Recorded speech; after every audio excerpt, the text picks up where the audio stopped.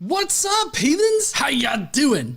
I'm the Godless engineer, and I critically analyze apologist claims to give you the best arguments and information so that you can stand up and use your voice. Tonight, we're going to be taking a look at Wild Bill for America. And Wild Bill thinks that Christianity is going to be outlawed, and we are near the end times. The mark of the beast is encroaching upon us, and LGBTQ people are going to send us to hell, is apparently his message.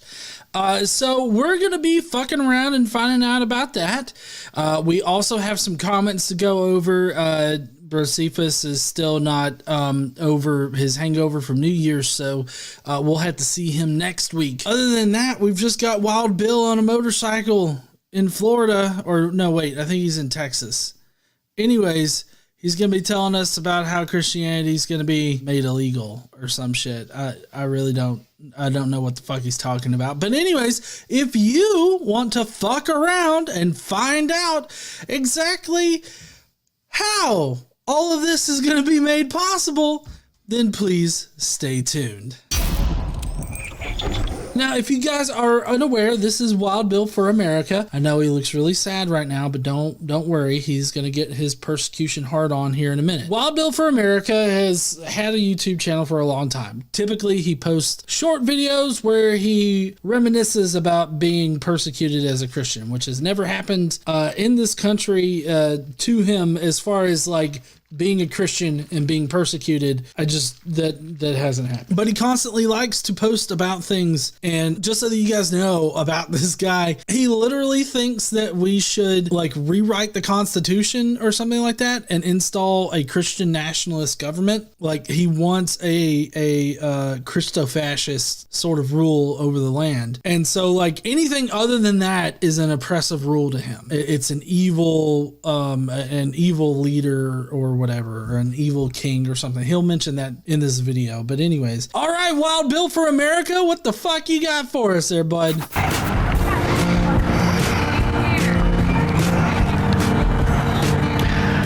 I was having coffee with three friends a few days ago, and I said, I think 2023 is going to be a better year for all of us.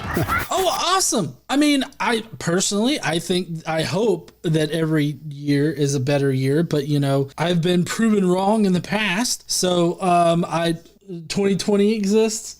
Is that the low bar that we have? So, I hope that every year's better. And I'm glad that he's starting this off in a positive way. Like, oh yeah, it's going to be a better year this year. But I wonder what he means by that. What's a better year for him? He's a white Christian, older male in Texas, I believe is where he's based out of. No big surprise there. I don't know what could be like bad for him like going on right now, because I mean he's always posting shit where he's like riding his bike around places. He's got his own bike club, which is what was it, Outlaw's Chapel or something like. He thinks that he's gonna become an outlaw when Christianity is made illegal, and so he thinks he's gonna be like Jesus and be an outlaw, roaming the lands and healing people and shit. I guess, I don't know, laying hands on them. Just make sure you get consent there, buddy. But I have a feeling you have a very shaky like grasp of some consent or care for that matter. Well, in some ways it will, but I look out across the USA and I see a very dark shadow of wickedness overcoming this nation. Oh, okay. Well, I mean, that's easy. That's God's dong. I mean, God's ready to fuck us into the next year. So, I mean, so to be completely serious about this whole dark shadow over the United States, I don't know what he's talking about exactly. I mean, we've got a rogue SCOTUS, but I would think that this rogue SCOTUS is actually something that he would want. The conservatives are pretty broken up right now. Like they can't cooperate with each other, and they're preventing the government from being able to function. I don't exactly know what dark cloud he's talking about, unless it's the dark cloud of conservatism, Christian conservatism specifically, but he wouldn't consider that a dark cloud. Like I feel like Christian conservatism is right up his fucking alley. In 2023, we may well see the Christian faith become illegal in America. Oh my God, Christianity's gonna become illegal. Oh oh, it's everything that we feared and or hoped for. I don't know how to feel about this right now. Ah! I don't understand why exactly he would think that Christianity would become illegal. When we speak truth about God's model of marriage and sexuality as ordained by God, the LGBT rage and say that our words are violence. I don't think that all of it is like violence against the LGBTQ community, although the hate speech that is spewed does spur on violence against the LGBTQ community. Now, I can't remember if this guy's position is that LGBTQ person should be shot, as like Steven Anderson thinks. If that's it, then yes, it is violent and it is causing the deaths of people, like that kind of mindset or that kind of speech. So, but to broadly paint all of it as being like violent or whatever, I think is a little uncalled for. He's obviously trying to be very not pedantic. He's being fear-mongering. He's fear-mongering his audience there. So the kind of speech that he normally levels at the LGBTQ community, I can totally see as being on the violent side, because these people aren't just like, oh, I don't like gay people or I don't like the LGBTQ community or something like that. Like, it's not just a simple, oh, I disagree with their lifestyle. They speak very belligerently about the LGBTQ community. And this guy right here is one of those people that speaks that way about them. So the way that he speaks about them, I can totally see as violent hate speech, or at least speech that spurs on violence towards that particular group of people. But he's acting like this is Christian speech. Like he's just a Christian speaking as a Christian would, but that's not exactly true. And I mean, he's going to kind of cover that here in a minute. Christians who dare proclaim biblical truth are now labeled as violent people, criminals. Speaking truth is now an act of violence. How long before criminal penalties are applied?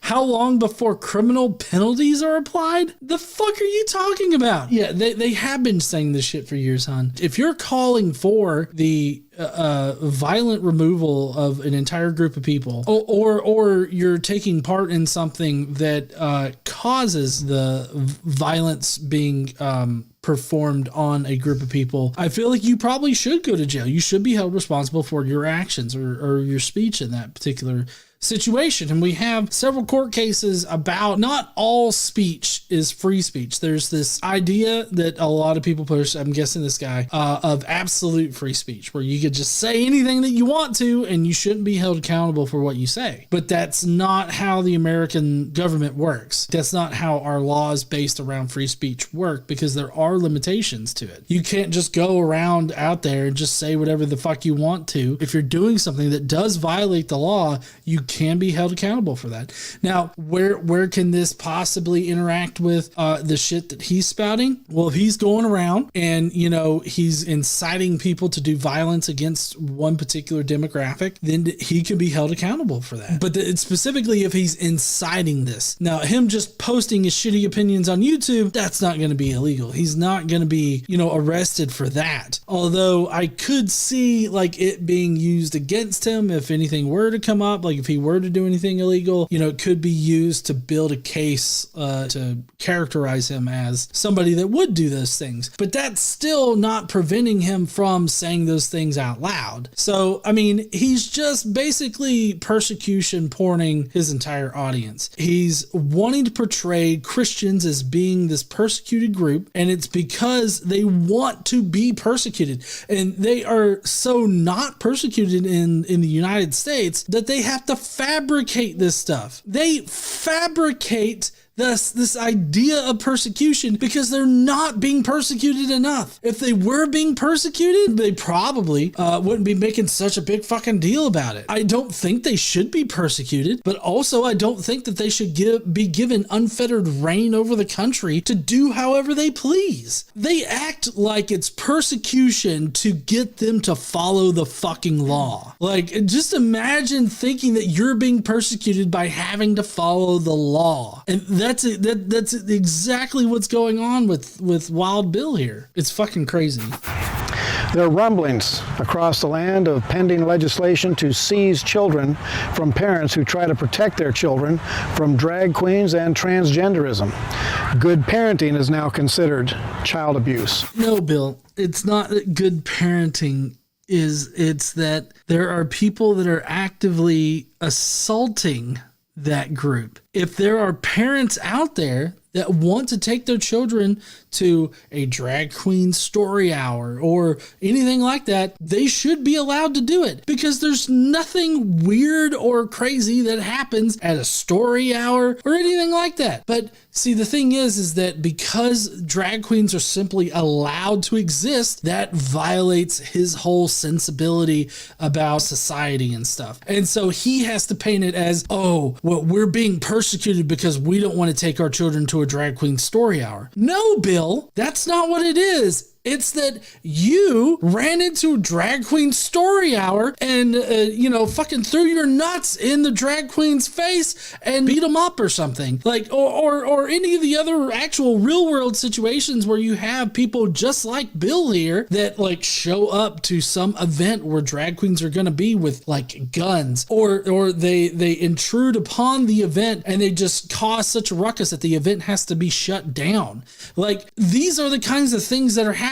That's not good parenting. I mean, it's fine if you don't want to take your kid to a drag queen story hour. If you don't want to, don't do it. Make sure that your friends, your kids' friends and their parents know that you don't want your kid exposed to that kind of event. And, that's perfectly fine. That's perfectly fine if you want to do that. Where Bill and people like Bill go wrong is that they want to prevent everybody from enjoying those events. And you notice how he's painting it as like this persecution of good parenting? No, Bill, that's not what it is. And you're not fooling anybody with this bullshit persecution porn. A crime. The mark of the beast is coming closer every day. Banks are in talks with government officials to punish customers who violate community standards. What? Now, violating community standards, that can mean a lot of things. Like violating community standards, like if you sign up with like a credit union and maybe, you've got like a terms and conditions for you to be banking with them, or any bank, if you have that kind of thing, if you violate those, depending on what they write into them, which nobody ever fucking reads, depending on what they write into them, you could have, your account terminated or whatever. But I mean, these are private businesses that are writing these things. These are private businesses that are making the rules for their business. You would think that a conservative Republican would be all for businesses controlling their business, until it starts to even possibly infringe on his daily life. Does it become unwarranted or extreme or persecution? So it's only when it starts happening to him is it bad. Social media has been doing that to Christians for years. We are getting very close to the days when you may suddenly find your bank account frozen because you posted something on social media that evil men didn't like. Now, this should come with a caveat, because obviously, depending on what you post on social media, that can be used to make a case for why maybe your bank account should be frozen or something like that. Like, I'm not like a lawyer, and I'm not a police officer or anything like that, obviously. What I'm saying is that I think that there is a solid case to be made that your public activity could cause your bank account to be frozen. Now, obviously, he's like, oh, I posted a Bible verse and now my bank account's frozen. I have in the past posted Bible verses on Facebook and have had my account put in Facebook jail for a little bit. But that's because, obviously I'm posting some of the horrible Bible passages. And I totally understood it then. That's why I created, backup account. The fact is that he's painting it as if it's like a simple Facebook post where you're proclaiming that Jesus is Lord or something like that. And because Christianity's outlawed, now your bank account's frozen.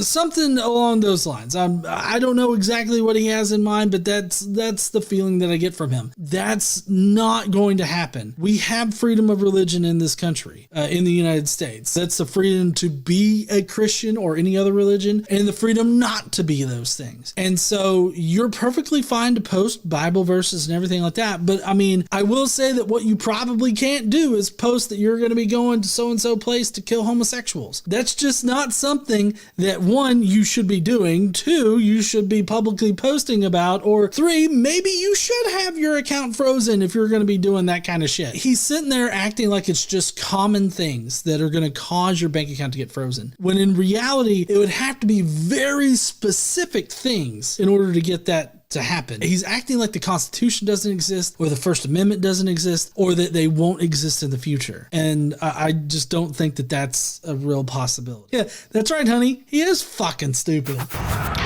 The Bible tells us that if you are a follower of Jesus Christ, you will be persecuted. And we here in the USA are about to get our first real taste of persecution.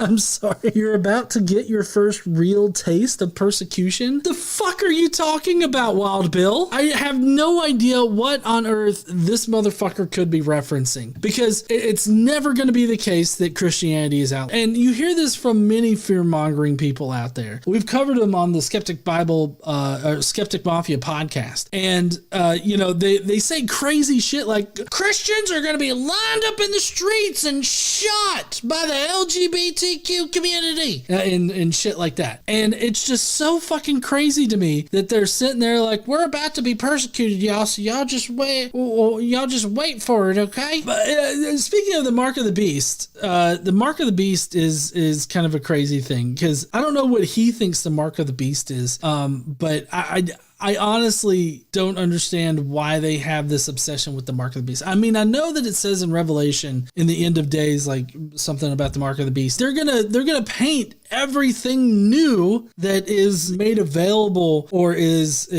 maybe somehow mandated by the government as the mark of the beast or something like that. Like I wouldn't be surprised if they thought that the new star IDs were the mark of the beast. We got the mark of the beast. Here's the mark of the beast right here. It's my dick horn. Dick horn. It's just my dick wand. I do like the admission that they haven't been persecuted up until this point, but apparently people need to start getting ready to be persecuted. And I fear that the Christian church is not ready for it. The Bible also tells us that in the last days, there will be a great falling away from the Christian church. We are seeing that, as so-called Christian churches and entire denominations are abandoning the faith and turning to embrace the LGBT. Does it bother anybody else how he talks about the LGBTQ community? Because he's like, they've turned away from the faith and they embrace the LGBT. I feel like you could replace LGBT with gay. It's like, they've embraced the gay. So many churches have embraced the gay. This is how he perceives the progression of Christianity. So, because like in society, you always have the religions of the society are always trying to hold back progress in society, because the nature of religion is dogmatic, right? You've got this one set of rules. You got to follow those rules. Well, society doesn't operate like that. Society is constantly marching forward to be more progressive, to be, a better and better society. While religion wants society to stay at the status quo of where it's at. And at every single point, religion has to be drugged, kicking and screaming by society along. And so what Wild Bill is perceiving as falling away from the faith, it's just the natural evolution of the Christian religion. Because the natural evolution of the Christian religion is obviously going to include leaving behind all of those archaic ideas, either about sexuality or about other things. I mean, you could easily transport Wild Bill back like 50, 60, 70, 80 years into the past, and he would be saying the exact same thing about allowing interracial marriage. Like, and you could do this at various points throughout Christianity's history, because he himself has fallen away from the original faith as practiced by the earliest Christians, because the Christianity that exists today in no way represents the Christianity in the first century, let alone the second, third, fourth, all the way up to, current day. Current day, we're seeing a shift, just like Christianity has always shifted throughout time. And so the Christians now are no more falling away from the faith than he has already fallen away from the faith. It literally makes no sense for him to say that they have fallen away from the faith and that this is a sign of the end times, because every time Christianity changes, it's the sign of the end times. They've embraced the gay. And then you rewind the clock 80 years. They've embraced being able to marry between the races. It's the end of the world. And, going back, they've embraced allowing black people in America to be their own people and to not be owned by others. It's the end of the world. Like, it's the same fucking shit with different subjects. The spirits of Sodom and Gomorrah are back with a vengeance, and it is the spirits of Sodom and Gomorrah that will lead the charge to exterminate the Christian church in America. So by this, what he's talking about is obviously the LGBTQ community. The gays, as he would put it. The problem with that is that if you actually read what the Bible says about the sins of Sodom and Gomorrah, it's quite interesting what you find, because one, you'll find that there's an admission that God is not all-knowing. This was at a time when God was limited. God just heard faint cries for, judgment to come upon Sodom and Gomorrah, and he actually had to go and investigate in Sodom and Gomorrah to see if the sins were really as bad as he had heard whispers of. And he's like, once I get there, I'll know if it's really that bad. He doesn't actually say what the sins are, but if we think about what sin is in the Bible, especially in Genesis, it's just not following God's word. Now, when he sends his angels to the city, obviously Lot gets there, he recognizes them as angels and is like, hey, y'all don't need to sleep out there in the public because, you're probably going to get fucked, or you're going to either fucked literally or fucked by being mugged or being something or another. I don't know. It's just not a good idea, okay? He welcomes them into his house, and then, of course, it says all the men, young and old, come to him, and it's like, hey, bring out those dudes. We want to know them. And this probably does mention sex, but the whole knowing them is a euphemism that's used at this particular time to mean to, have sex with some sexual relations. But if you actually read what the text is saying, it's more about rape, because it's not like, hey, we want to see if these guys want to party. Like, it's not that. It's not like they're asking for consent. This crowd comes to Lot's door banging on it, being like, hey, bring them out here. We want to rapey. If it were a gay thing, right? Like, if it were an actual gay problem, as Wild Bill here would want to portray it as, then my question is, why would Lot then offer up his two young virgin girls, daughters, in place of the angels? It's like, hey, do whatever you want with them. They haven't been fucked yet. Y'all could fucking, fuck them to death or whatever. And this is the most righteous person in Sodom, offering up his two daughters to be gang raped to death by a group of homosexuals. How does this make sense? Because this is the way that he's portraying it, right? He's portraying it as a gang of homosexuals that are coming to Lot's door and banging on it so that they can gang rape to death these angels. But Lot offers up his daughters to a bunch of homosexual men? Yeah, I really don't understand why he think they would be interested in that, unless it's not really the whole homosexual aspect of it, it's the rapey aspect of it. Like the sex without consent or whatever in that particular time period. Like, they were wanting to violate those two angels, and they would have conceivably, in Lot's mind, they would have wanted to similarly violate his two daughters to death. And So it makes no sense to me to like portray this event as homosexual in nature. Like a group of roaming homosexuals in the city wanted to gang rape these men. I just don't understand his characterization of the whole Sodom and Gomorrah thing. And this isn't just specific to Wild Bill. You have evangelicals all the time that are talking about Sodom and Gomorrah, and that's kind of like a dog whistle for LGBTQ stuff. A dog whistle to hate on the LGBTQ community, that is. That's what he means, but I don't understand that particular interpretation of the text. Oh, how can God allow this to happen here? I'll tell you how. God is allowing this wickedness to sweep the USA because he has finally handed the USA over for judgment. We've been handed over to God for judgment. Like, is that really a transaction that needs to be made? Like, does somebody have to hand us over to God for judgment? I figured God was powerful enough he could just start fucking judging shit. KC said she'd chop a motherfucker's hands off if they tried to hand me over. She fucking gets John Wick up in this bitch. Don't give her a pencil. I don't know what he means by us being handed over. Right now, as far as the United States goes, like, I don't see anything that's like biblical judgment, like judgment on a biblical level. Obviously he thinks that the LGBTQ community is like taking over or something like that. Well, in reality, they're just becoming, that community is becoming normalized in society. And I guess maybe he sees like the Campbell's soup commercial and he wants to vomit, but also at the same time he's like, oh, God's gonna hand us over to be fucking judged by himself, I guess. Like, is it kind of like God's like, oh, USA, here you go, here's God to fucking be judged by and shit. Like, I don't know, is he handing the USA over to himself? Like, what the fuck does this even mean? But if God's gonna judge us, I mean, he's been judging us for the longest time, and people like Wild Bill here would just point to the same shit they've always pointed to as far as God's judgment. We've got hurricanes, we've got tornadoes, we've got blizzards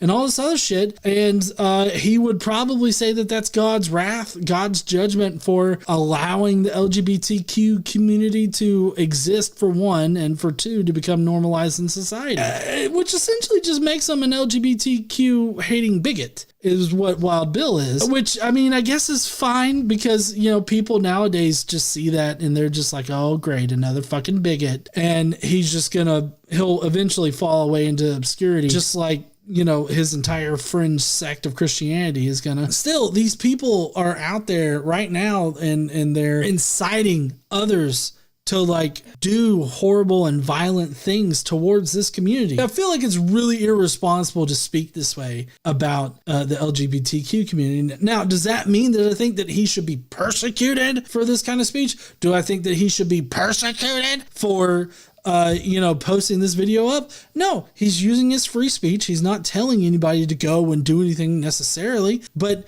the kind of speech that he's using here does warrant a response. It does warrant people speaking out against him because his kind of rhetoric leads to things like the Pulse nightclub shooting, or the shooting that happened at the gay bar up in, was it Colorado? This kind of rhetoric, it fuels that kind of violence. And so it's not that I think that he shouldn't be allowed to say this, but I do think that people need to push back against it, and we need to continue normalizing the LGBTQ community, because I think at some point, it's got to give, and it's just going to be a normal fucking thing in society. And I think that it should be. For our national sins, abortion and homosexuality being the top two. John Calvin said that when God wants to judge a nation, he gives them wicked rulers. And that is exactly where we are in America today. I find it so weird because this reminds me of Republican talking points right now. You have Republicans that are that constantly try to portray Biden as just this horrible president, and how his administration's just been the worst administration out there. And the problem is that a lot of the things that they complain about, like either the vaccine or, school shutting down during the pandemic, or any of those things, like most of the things that they complain about and they pin on Biden are actually things that happened under Trump. And these are things that Trump did that either the Biden administration had to deal with or they had to go through with later on. And so the GOP can just blame him for all of it. Like the pulling out of Afghanistan. Biden did oversee the actual withdrawal, but that entire process was started by Trump. And Trump would have had it happen sooner. But of course, the withdrawal actually happens under Biden, so they can blame Biden for it and stuff like that. Now, I'm not going to sit here and say that the Biden administration has done everything perfect. That's not my opinion. But my point is that they always want to paint things like that as being part of this evil leadership. But the problem is that, you know, we just came off of 4 years of Republican president, what he might call a ruler or whatever. And he was totally a Trumper during that time. And it just amazes me how they don't realize how long it takes effects to happen. Like Trump does something and then there's an effect years and years later that we finally see come to fruition. And so like they don't think about those things. And he just thinks that we're under an evil leadership or something like that, which he doesn't go on and further explain, but whatever.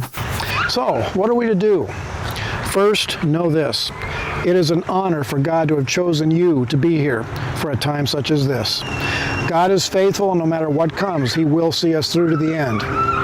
Fast and pray in the Spirit. Sorry, I just got to interrupt him real quick because I don't understand the connection between fasting and praying as like doing something productive in reality. I'm not here to shit on like prayer or anything like that, but he's talking like him not eating for like an 18-hour period is somehow going to affect his reality in some kind of way, or it's going to please God and God's going to affect reality.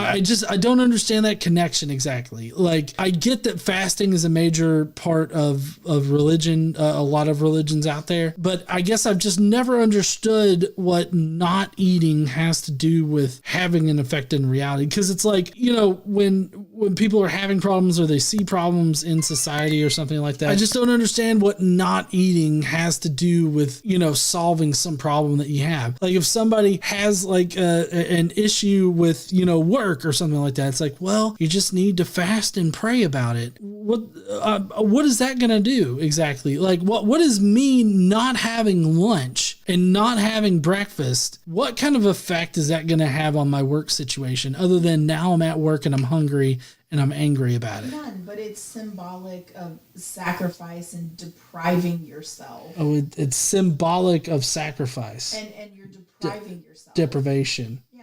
To please God. Oh, to please God? Yeah, so that God will shine on you. Like shine his butthole on me? Yes. Like I look up and God's saying in the sky or something? Yeah. Or you might get a glimpse of his glory. You know, that just makes me want to snack all day. It's like, y'all better snack or else God's going to show his asshole up there in the sky. I mean, I can understand the whole sacrifice and everything like that, but it's still just like symbolic. I feel like it doesn't act like, I feel like it's kind of delusional to think that you can not eat for an 18-hour period and some real world problem is going to be solved. Now, I'm not here to shit on prayer or anything like that. I'm just trying to explain why it doesn't make sense to me. The fasting and the prayer, like I don't understand it. And it seems like, you know, people do these things in hopes of something changing, but I just don't see the real world connection there. And that's one thing that I have trouble getting past as far as all that goes. When the wolves come, the safest place to be is close to the shepherd. And remember the words of John MacArthur. He said, listen, the only time the church has made any spiritual impact on the world is when the church has stood firm, uncompromising, unwavering, and boldly proclaimed truth right into the face of the enemy. So, like, I feel like this quote could be transported to 1865 and be used for, like, either side of the fight. Not just the Confederates, but, I mean, the abolitionists, they could probably also find solace in this quote from John MacArthur, which ultimately, to me, means that it doesn't mean anything. It means whatever you want it to mean. Like, for Wild Bill here, what it means is to be unwavering and uncompromising against the LGBTQ community and to fight against them. in some kind of way. Of course, he's not explicitly saying that. I'm kind of trying to interpret what he means here. The progressive Christians could also see this and say, well, we need to be unwavering and uncompromising in the face of fucking Wild Bill's face. I feel like this is a very generic quote that can be used for any situation at any point in time. As far as a Christian using it, it's a cookie cutter kind of quote. For me, it doesn't mean anything. Like, it's not making a point. Like, it's just good rhetoric to use if you're speaking to a crowd, and that's it. So I don't know what kind of point he's trying to make about it. Obviously, this can be used for any situation. But that's going to be it for his video. He's only got a few seconds left, and it's just his outro music and shit. So I think we're going to head on back to the main camera. But anyways, we're going to be heading out right now. As far as Wild Bill's video goes, I wasn't all that impressed with it, obviously. I feel like he's just fear-mongering his audience, and he's playing into the whole persecution porn that he always puts on his channel. He claims that Christianity is going to be made illegal and that Christians are going to be persecuted, which kind of seems to imply that it means that they haven't been persecuted yet. It's just that Wild Bill really, really, really wants it to happen. He really wants to be persecuted for whatever fucking reason. And he wants to be persecuted so bad, he's willing to fabricate reasons for persecution. And he sees persecution everywhere, or at least it's coming from everywhere. And yeah, he really wants to be persecuted for whatever reason. But anyways, that's going to be it for Wild Bill's video. If you will, please just leave me a comment down below with what you thought about his points. Do you think he's got a point about Christianity being made illegal? Do you think it'll be made illegal? Do you think that Christians will be persecuted in this country ever? No, I don't think so either there, hun. But if you will, please leave me a comment down below. And while you're down there, why don't you smash that like button and subscribe if you like this kind of content. And don't forget to stand up and use your voice. Bye, heathens.